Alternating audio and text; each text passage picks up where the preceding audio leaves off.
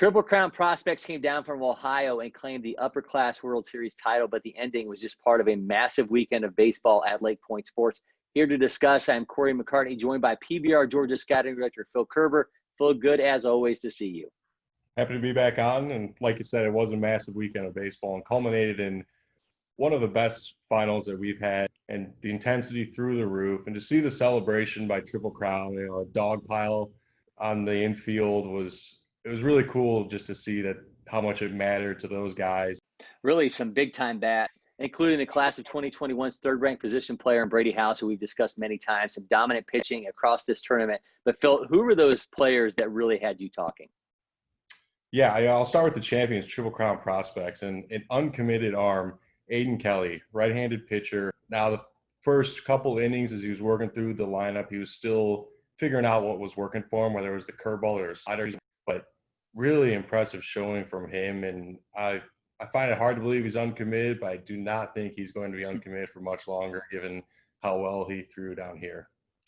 And then sticking with Triple Crown, you got shortstop Andrew Patrick, a Wright State commit. And he's a kid, when gets on the field, your eyes kind of gravitate towards him. He's 6'3", 160, this long, lanky kid. And you don't see that kind of size normally at shortstop, but he was phenomenal defensively, top of the order bat for Triple Crown, was really a catalyst offensively. And yeah, and go back to the frame, there's a lot you can dream on with a kid that looks like that. Once he gets to college, he's going to put on a bunch of weight, and who knows what happens from there. So he was one that really stood out to me.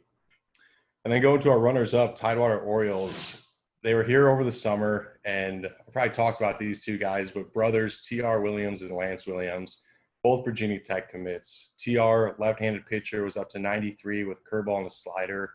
Lance, 2023, right-handed pitcher, was up to 92, which you look at Lance's frame, and you're like, that kid throwing 92 is something special, and he's getting swing and misses on the fastball. And when you're watching both of them pitch, they really have fun out there. They enjoy the competition. They enjoy pitching. They have really great feel on the mound. Both of them, they're basically almost the same pitcher. They mix their timings up, do all sorts of different leg kicks, and then they're tossing in different slots, working three-quarter, low three-quarter, hopping over the top, and still throwing strikes all the way around, which is, I really enjoy watching those two pitch. And it was awesome to see them come here in the fall. And, they can manipulate pitches. You can go on and on about the way that they bring the funk on the mound, and they do it at a very high level. And then we got Aidan Stewart, who might be one of the more high-profile prospects to come through at the Upperclass World Series, playing for Triton Rays.